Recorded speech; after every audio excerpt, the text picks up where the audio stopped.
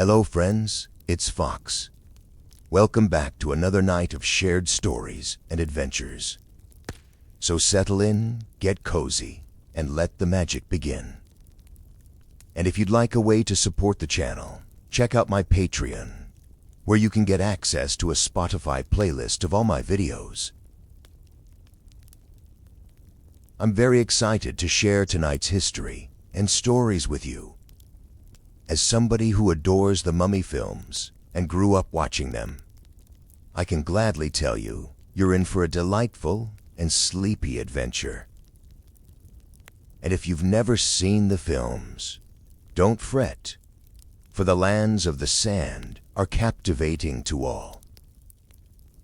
Tonight, we embark on a journey to the magnificent realm of ancient Egypt, where the majesty of pyramids and the splendor of pharaohs beckon us to explore tales of wonder and mystery.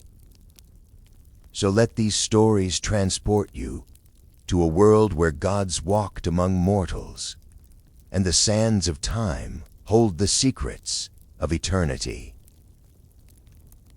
But before we get started on the stories, let's take a moment to just relax and unwind. Find a comfortable place to sit or lie down where you can feel completely at ease. Gently close your eyes and enjoy a moment to simply be. Take a slow, deep breath in, feeling the air fill your lungs, and then release it slowly, letting go of any tension with each exhalation.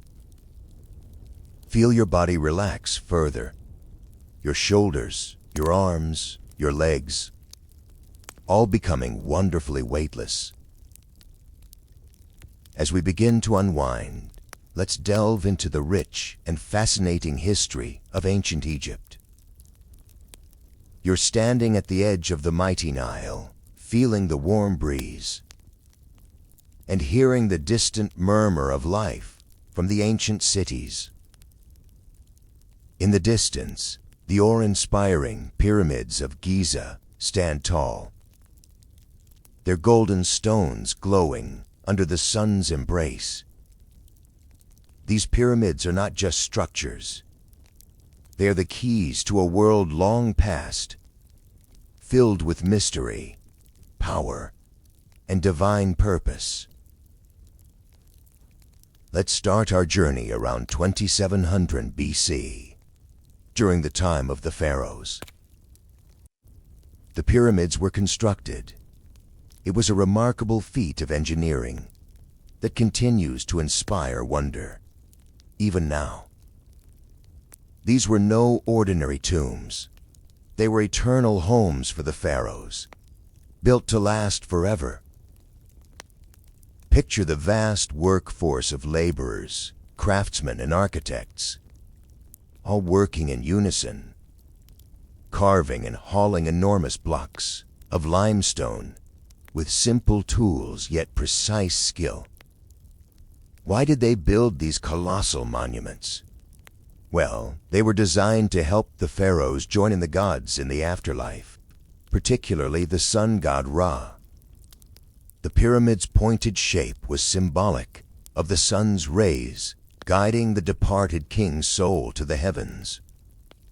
Each stone, each chamber, had a purpose, aligning with celestial bodies, safeguarding treasures, and housing the sacred texts needed for the journey beyond. To understand the sheer magnitude of these structures, consider the Great Pyramid. It originally stood at 146 meters, the tallest man-made structure in the world for over thousands of years. Each of its estimated 2.3 million limestone blocks weighs an average of 2.5 tons, with some weighing as much as 80 tons. The precision with which these stones were cut and placed is astounding, with joints so tight that not even a blade of grass could fit between them. Inside, a series of passageways and chambers were meticulously designed, The king's chamber, located at the heart of the pyramid, housed the pharaoh's sarcophagus and was surrounded by valuable items intended to accompany him into the afterlife. The layout of the chambers and the alignment of the pyramid itself with the cardinal points and certain constellations really speak to the Egyptians' sophisticated understanding of astronomy and their desire to harmonize their earthly and divine worlds. Now let's talk a little bit about the arrows. They were considered by their people to be divine rulers walking the earth, seen as gods in human form. Upon death, they were believed to become one with Osiris, the god of the afterlife.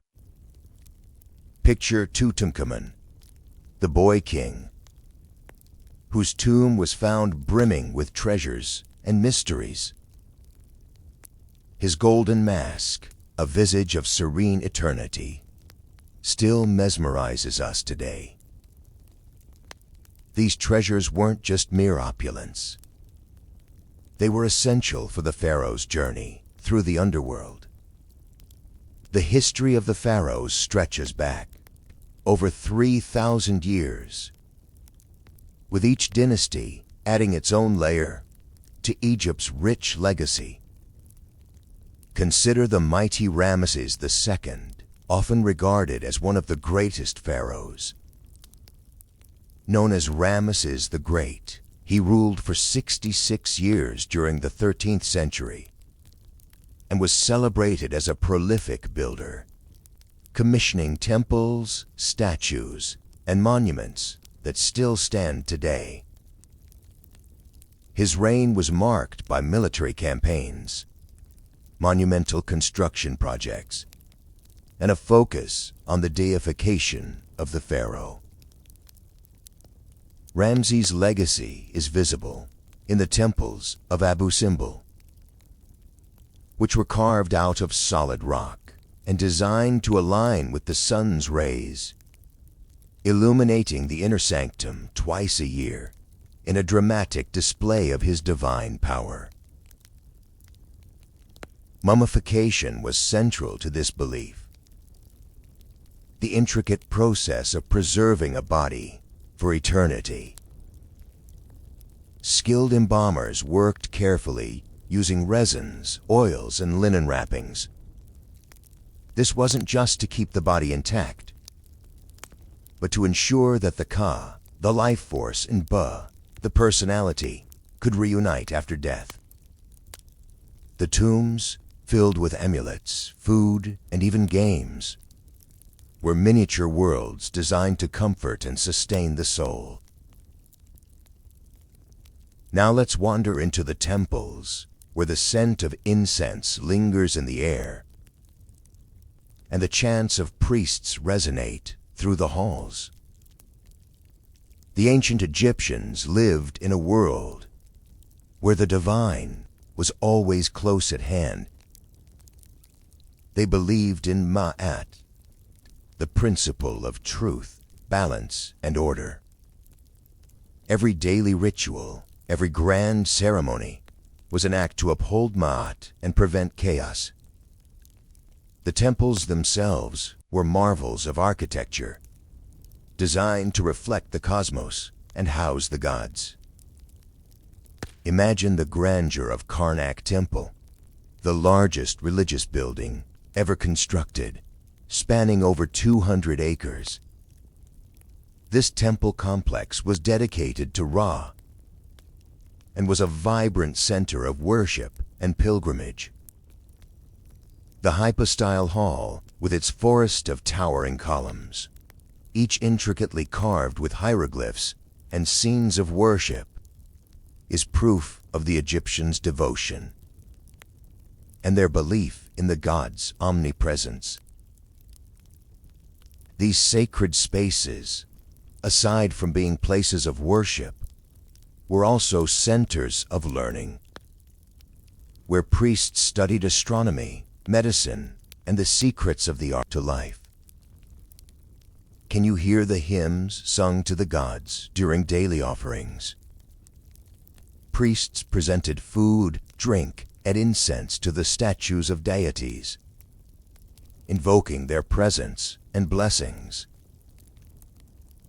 Festivals, grand and joyous, brought communities together.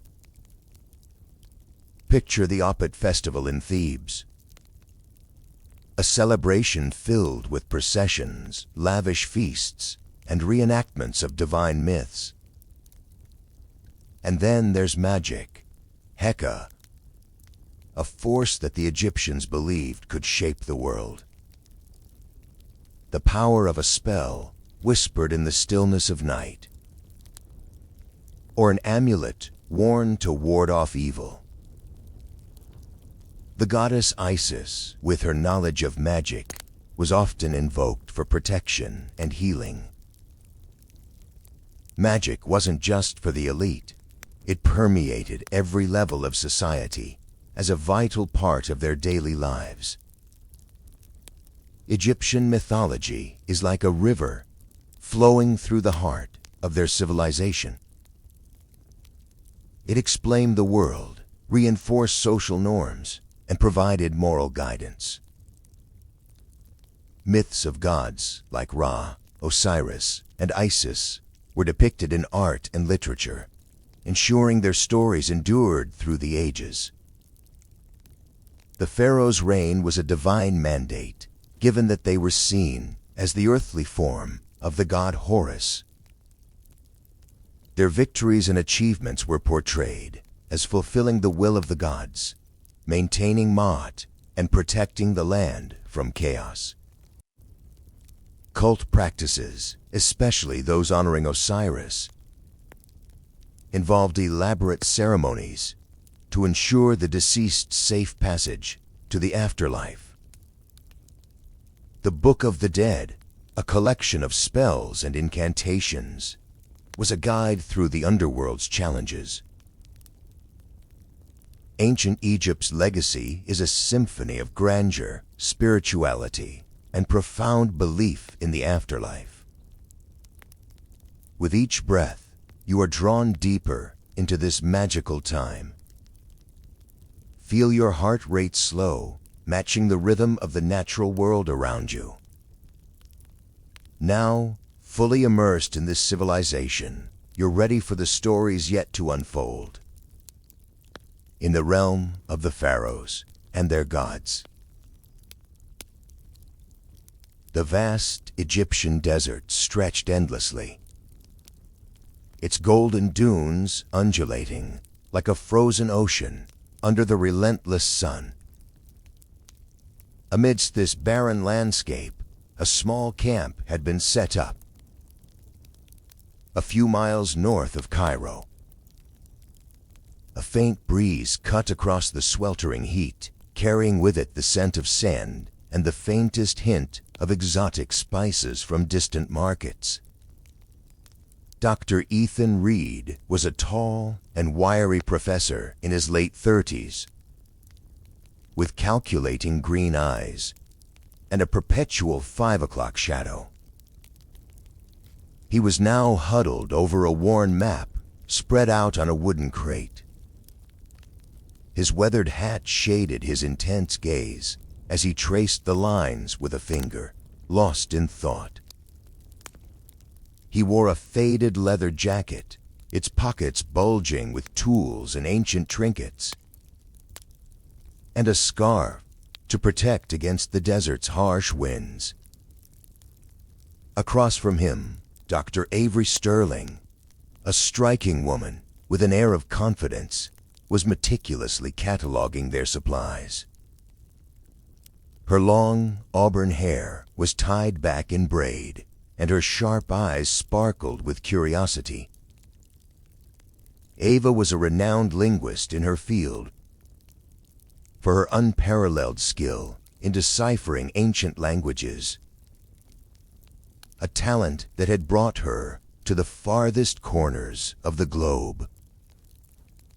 She was dressed in her usual outfit for these sort of expeditions. a pair of army green cargo pants, sturdy boots, and a lightweight blouse to stave off the heat. She took a sip from her water canteen, gazing at the setting sun and reminiscing on how they got here. Their journey had begun months earlier, when Ethan, during his research at the British Library, had stumbled upon an ancient manuscript. The scroll, hidden in the depths of the archives, was unlike anything he'd ever seen. The symbols and language were foreign, even to someone as experienced as him. With no luck making heads nor tails of it, he had rushed to Ava's office, his heart pounding with excitement. He'd barged in with a boyish grin on his face, waving away her protests that she had a seminar to attend to. But Ava, you...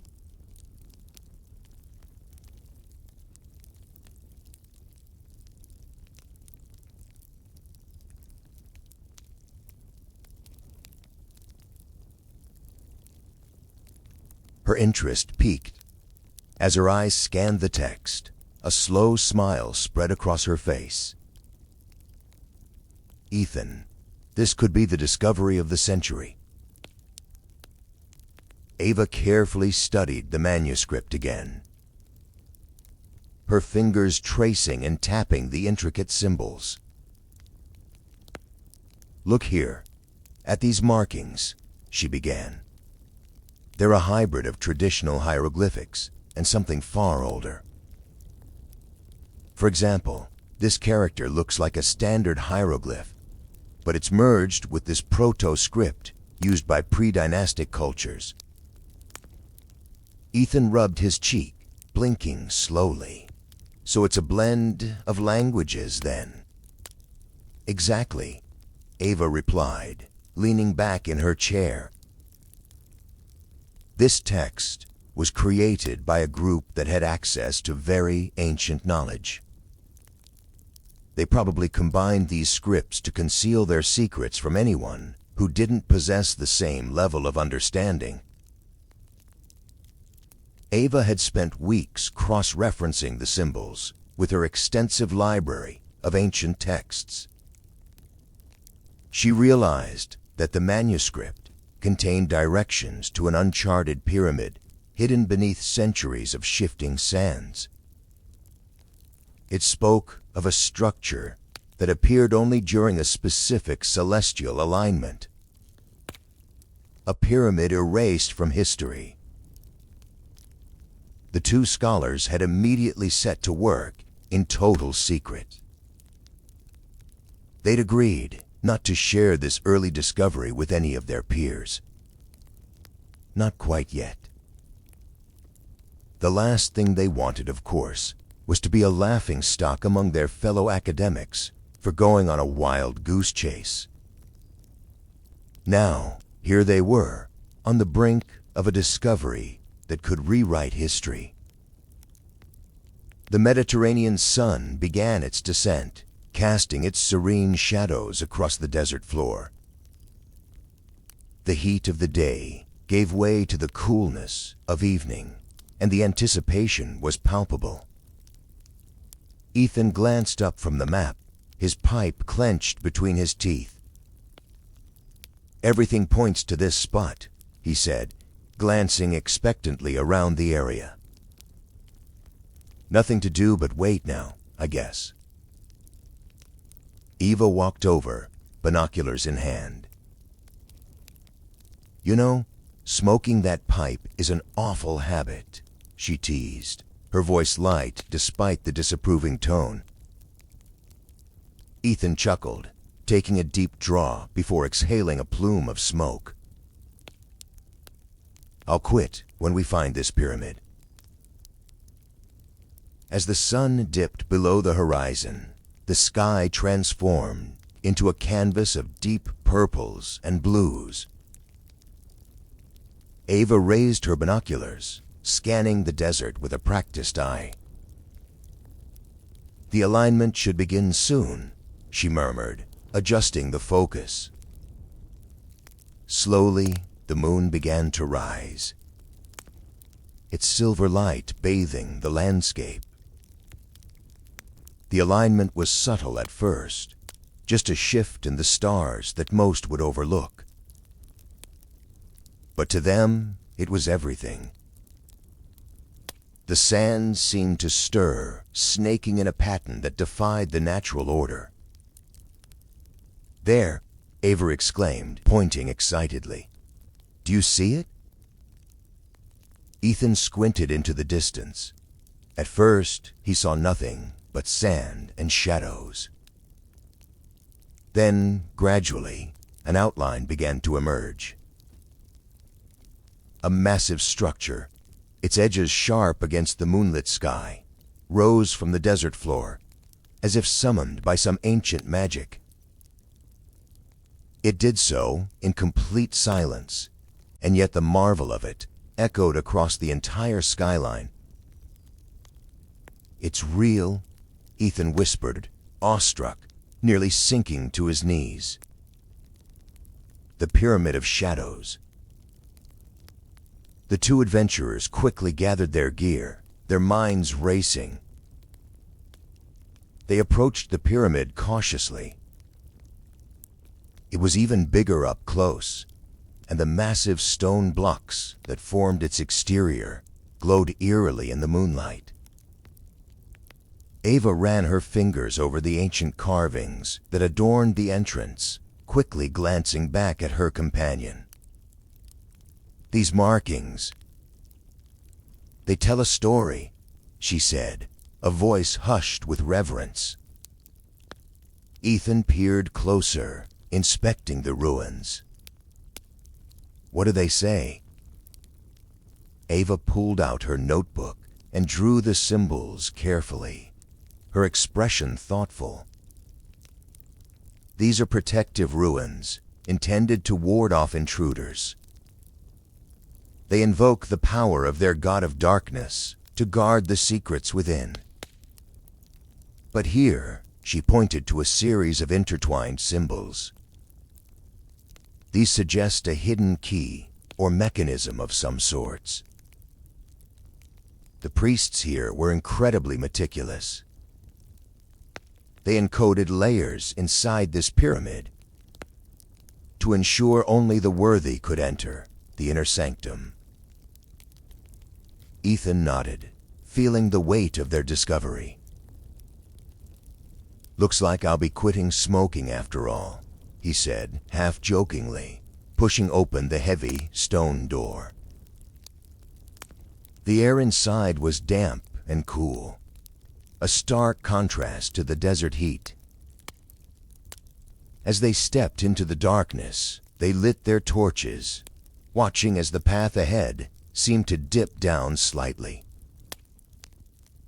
The pyramid seemed to hum with a silent energy, as if aware of their presence.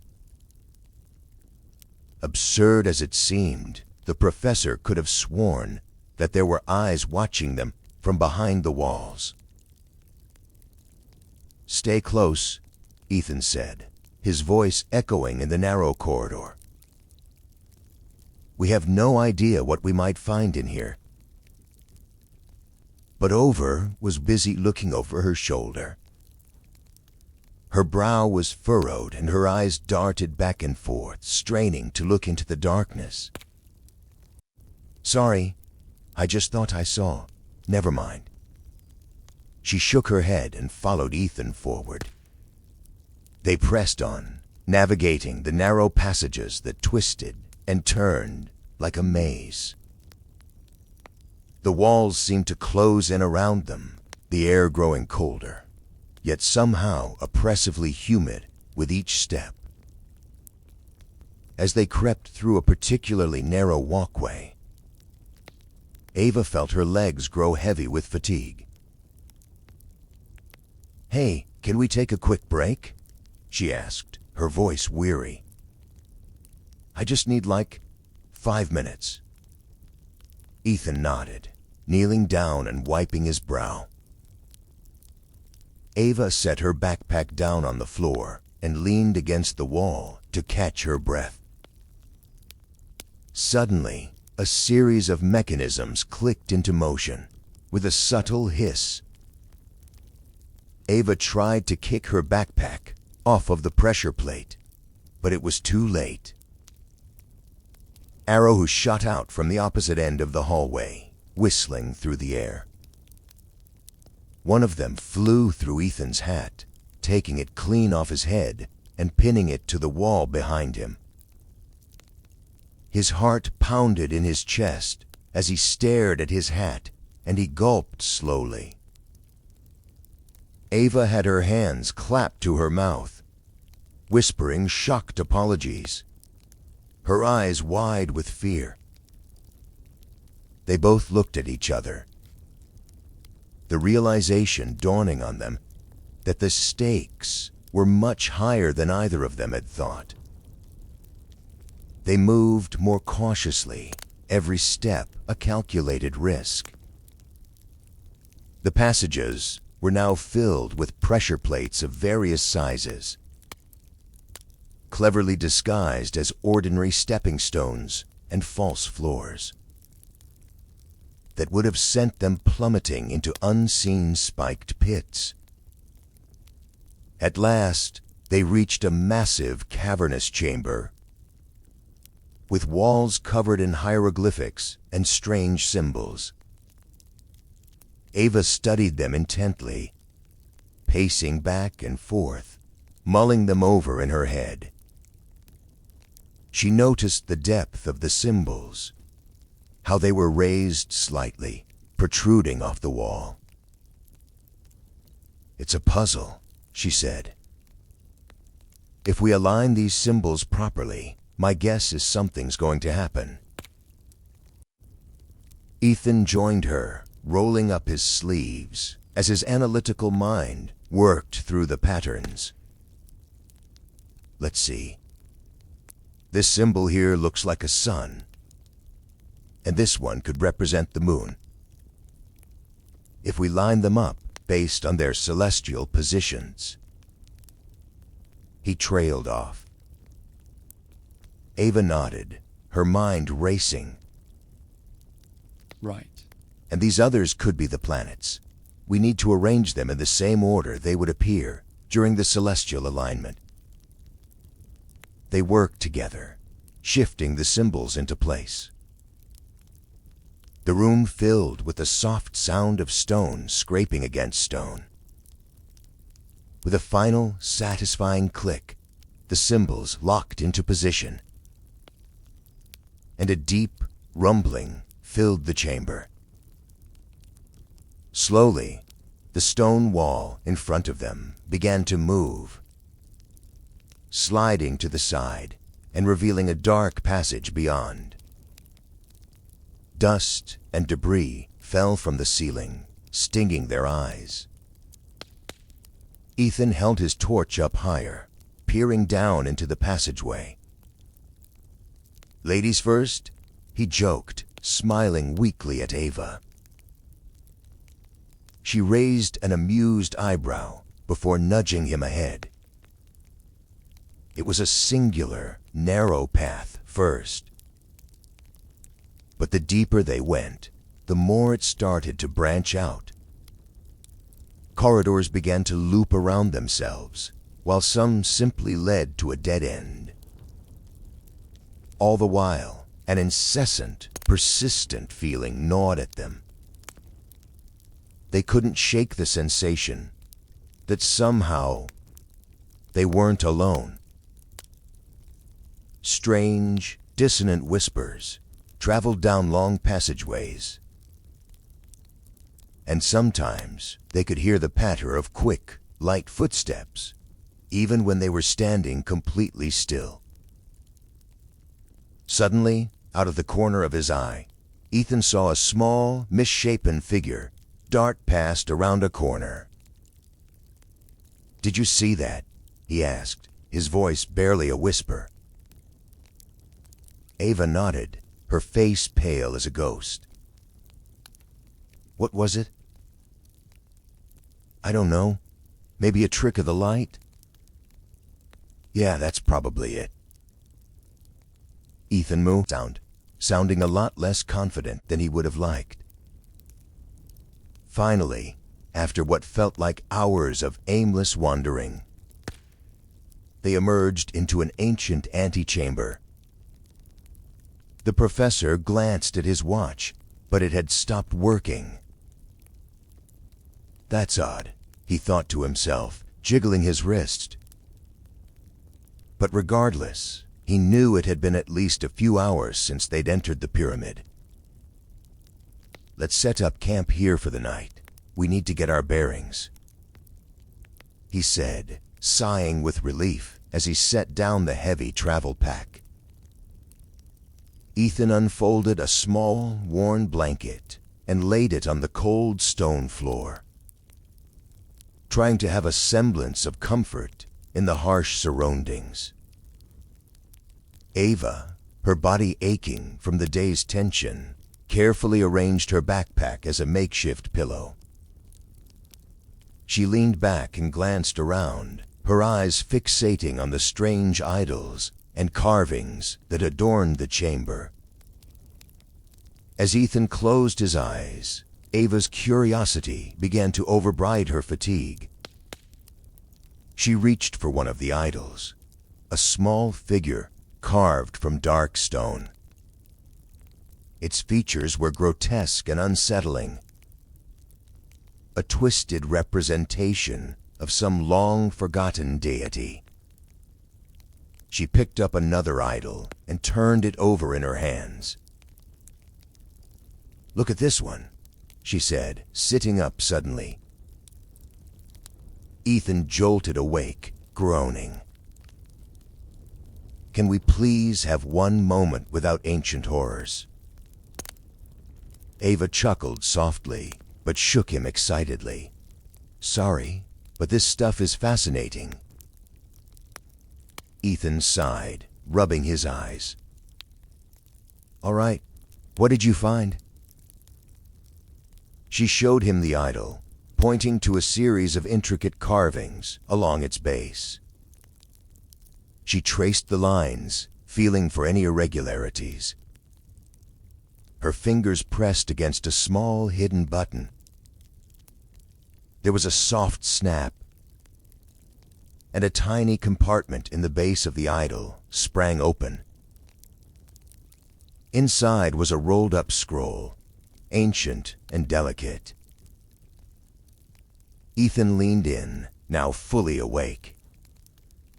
By the light of their lamps, they unrolled the paper. The parchment was covered in small symbols and detailed illustrations. One of the drawings depicted a kind of ceremony, with robed acolytes surrounding a central figure, dressed in a strange, elaborate hood, and standing before a massive stone door. Ava's eyes flitted across the text, trying to decipher the ancient script. "These are the rituals of a cult," she said, her voice tinged with disbelief. "It speaks of a gateway to the underworld and the entombment of their high priest." Ethan blinked in quick succession, looking confused. "What was that about a high priest?" Eva continued to read, her pupils widening with each line.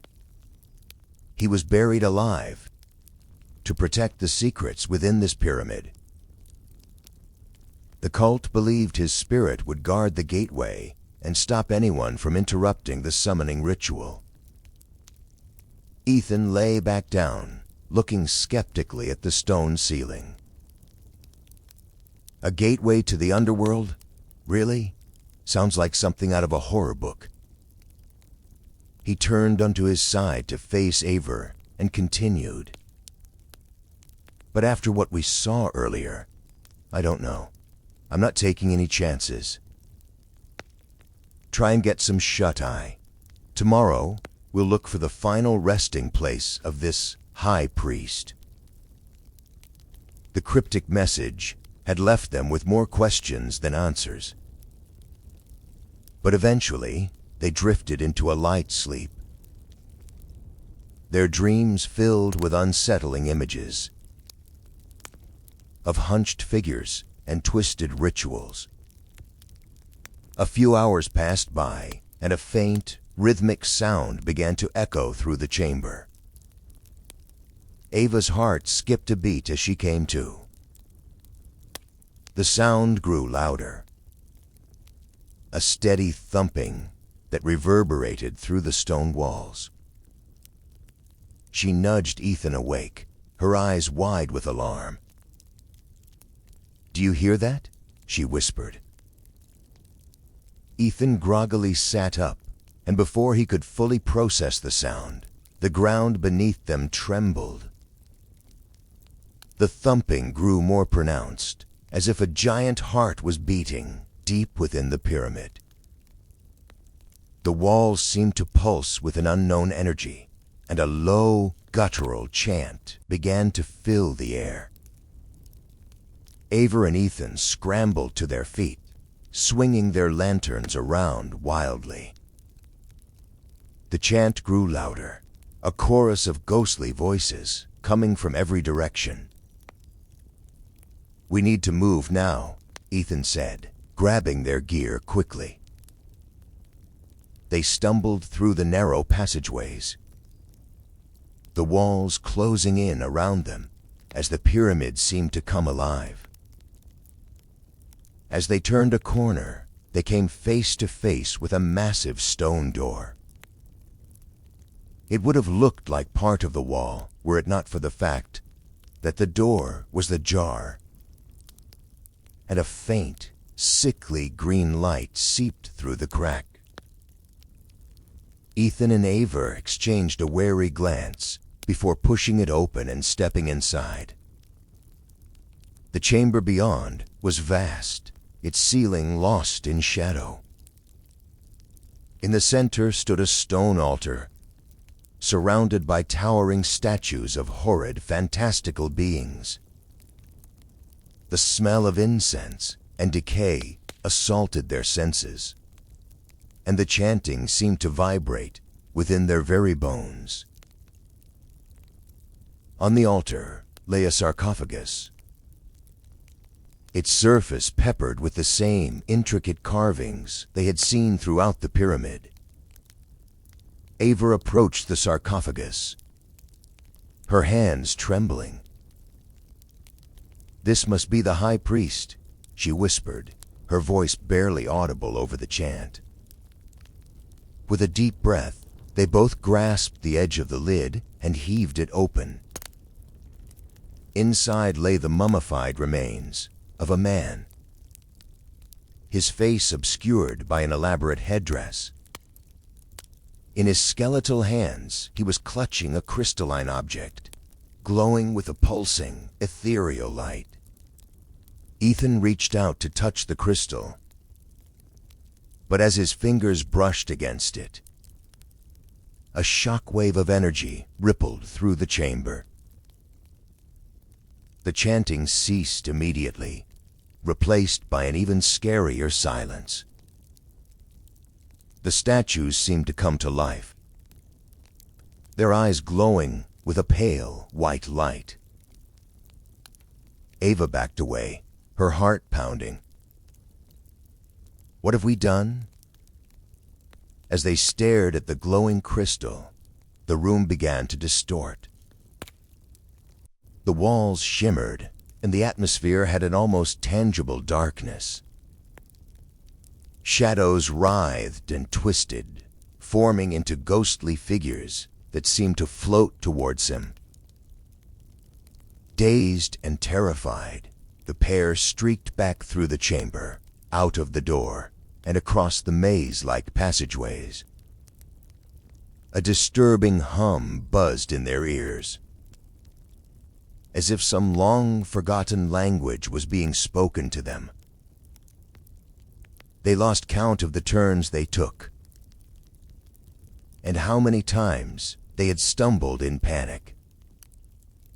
But eventually they leapt through the pyramid entrance and fell upon the cool desert sand, bathed in the glow of the moon.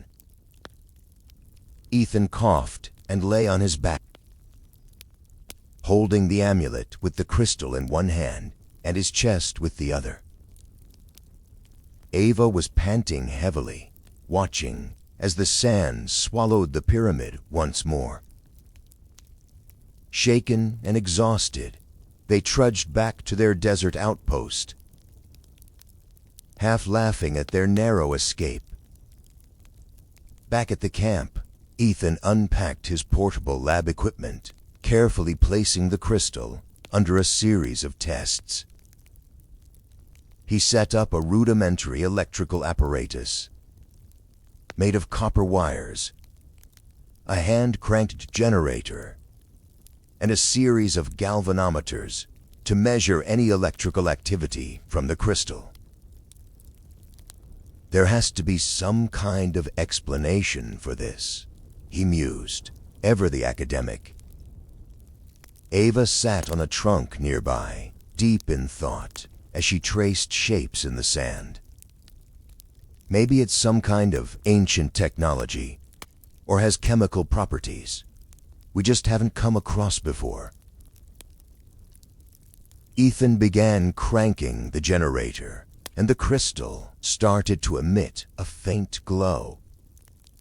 The galvanometer's needles flickered to life, registering a low-frequency electromagnetic field. "Come look at this," he called out, pointing to the instruments.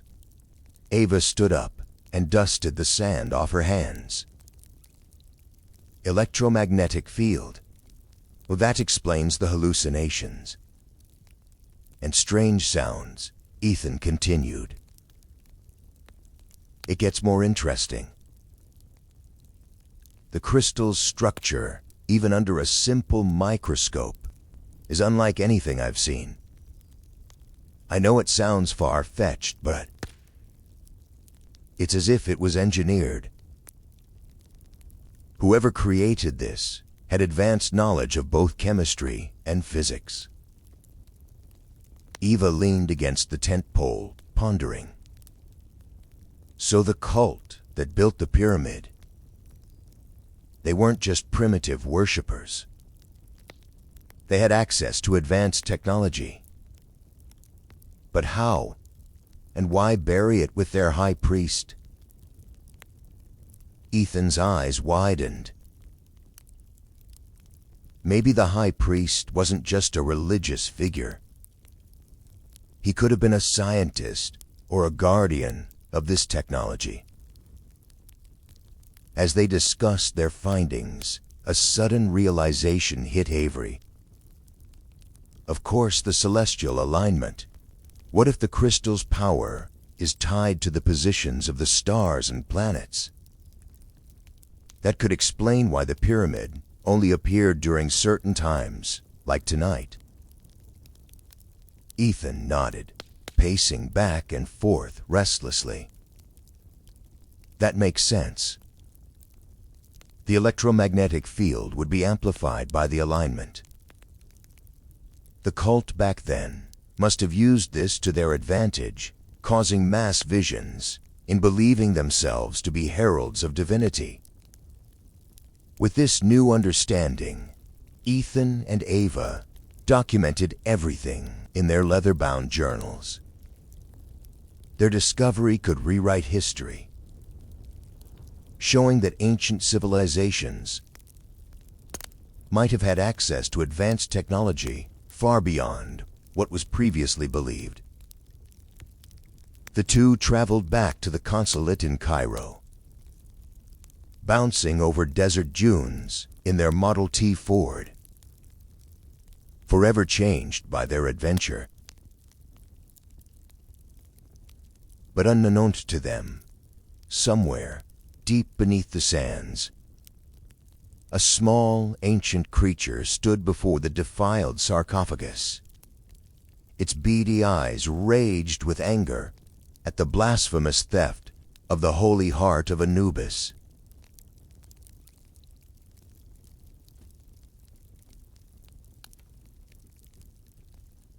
Thebes was a city alive with color and sound as the sun began its descent. casting a golden hue over the sandstone buildings and the sprawling marketplace. Stalls overflowing with brightly dyed fabrics and glittering jewelry competed for attention. The sharp tang of citrus hung in the breeze as farmers proudly displayed their produce.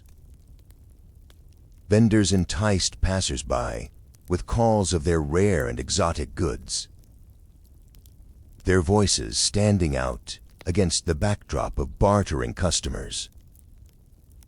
In the middle of all this chaos, a young boy named Darius navigated the crowded marketplace with the ease of someone much older. His dark hair and eyes helped him to blend seamlessly with the throng, his lithe form slipping through gaps like a wisp of smoke. He moved with the grace of a cat, his bare feet silent on the warm stones. Darius peeked from behind a fruit cart as he scanned the market. His target was a well-dressed and rather large-bellied merchant, flaunting his wealth with every step, a heavy coin pouch sagging from his belt. With an innocence that only youth could feign, Darius approached, feigning a stumble as he bumped into the merchant, just hard enough to distract him. In a flash, the coin pouch was in the young boy's hand, and he melted back into the crowd. Before the merchant could even realize what had happened. As dusk settled over Thebes, the marketplace began to empty, the bustling energy giving way to a quieter, more subdued atmosphere. Darius made his way to a secluded alley, finding refuge under a flickering torch whose embers were slowly dying. He crouched down, counting his spoils, gleefully thinking of all the bread and toys this sum would fetch him. He was so engrossed in his task that he didn't notice the figure watching him for shadows. "Impressive work," a voice said, calm and measured. Darius looked up, startled but wary. A hooded figure stepped into the dim light, revealing a face marked by years of experience and a keen, intelligent gaze. His skin was weathered by the sun, and his eyes were the color of the Nile, deep and watchful.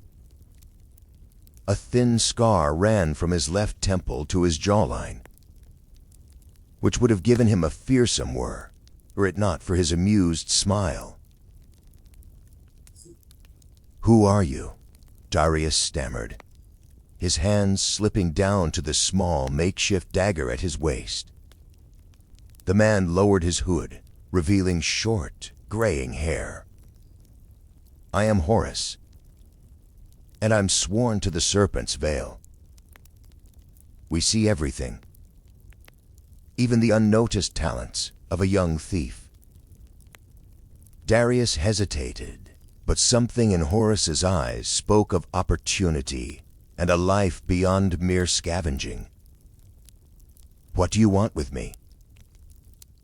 "To offer you a path," Horus replied, his voice steady and inviting. "The skills you have can be sharpened and used for a greater purpose. Join us, and you may find more than just survival. You may find a destiny." The young boy accepted, and little did he know just how much life would change. Under the guidance of Horus and the other members of the Serpent's Veil, Darius trained in the arts of stealth, combat, and strategy. Each day brought new challenges and lessons, pushing him to the limits of his abilities. He learned to move silently, strike swiftly, and think several steps ahead of his opponents. The training grounds of the Serpent's Veil were hidden deep